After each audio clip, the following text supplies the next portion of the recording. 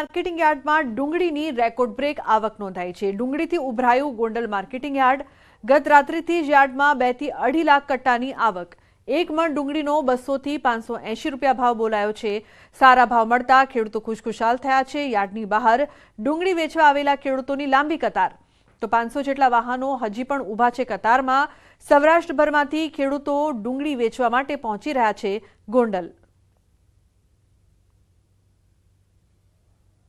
કાલ રાતે 9 વાગ્યાથી ડુંગળીની આવક ચાલુ છે। અત્યારે પણ હજી 501 વાહન બાકી છે। માર્કેટિંગ યાર્ડમાં આજે લગભગ 2 થી 2.5 લાખ બોરી ડુંગળી આવી હોય એવો અંદાજ દેખાય છે। માર્કેટિંગ યાર્ડમાં અત્યારે ડુંગળીનો ભાવ 200 રૂપિયાથી 1000 રૂપિયા આસપાસ ખેડૂતોને ભાવ મળે છે। પ્રતિબંધિત લાઇટ લગાવી વાહન મોડિફાઈ કરવા મામલે કાર્યવાહી। અકસ્માતો નિવારવા સુરત પોલીસે શરૂ કર્યું અભિયાન। પોલીસ કમિશનરની સૂચના બાદ સુરત પોલીસ એક્શનમાં। તો ફોગ લાઇટ, મોડિફાઈ લાઇટ અને પ્રોજેક્ટર લાઇટવાળા વાહનો સામે કડક કાર્યવાહી। પોલીસે ચેકિંગ દરમિયાન 200 થી વધુ વાહન કર્યા ડિટેન। તમામ વાહનોમાંથી આ પ્રકારની લાઇટ્સ દૂર કરવા પોલીસની સૂચના। અલગ અલગ પ્રકારની લાઇટ્સના કારણે અકસ્માતનું જોખમ। તો બાઇકના સાયલેન્સર મોડિફાઈ કરાવવાથી ધ્વનિ પ્રદૂષણની વધી છે ફરિયાદો। પોલીસે સ્પેશિયલ ડ્રાઇવ કરી કાર, બાઇક સહિત 200 થી વધુ વાહનો ડિટેન કર્યા।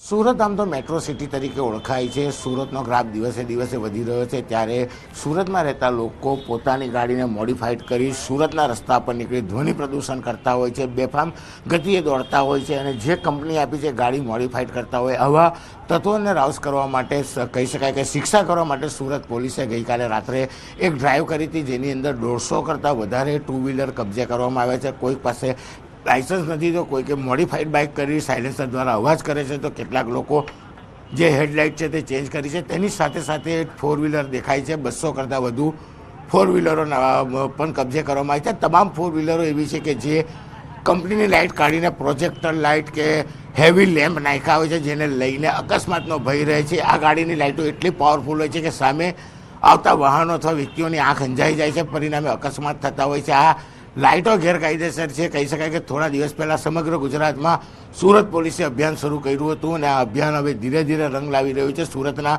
તમામ પોલીસ સ્ટેશનમાં સ્પેશિયલ ડ્રાઈવ રાખવામાં આવી હતી, અને તમામ ગાડીઓમાં પ્રોજેક્ટર લાઇટ, હેવી લેમ્પ લગાવવામાં આવ્યા છે કે જેને લઈને સામેવાળાની આંખ અંજાઈ જાય છે અને અકસ્માતનો ભય રહે છે। તમામ લોકોને એક જગ્યા પર ભેગા કરી કાયદેસરની કાર્યવાહી કરવામાં આવી છે, અને કહી શકાય કે અકસ્માત ટાળવા માટે ગુજરાત પોલીસ કામ કરી રહી છે, પણ શરૂઆત સુરત પોલીસે કરી છે, અને આ અભિયાન આગામી દિવસમાં વધુ કડક થાય તેવી શક્યતાઓ પણ દેખાઈ રહી છે। કેમેરામેન ભરત બ્રહ્મભટ્ટ સાથે કીર્તેશ પટેલ, ન્યૂઝ 18 ગુજરાતી, સુરત।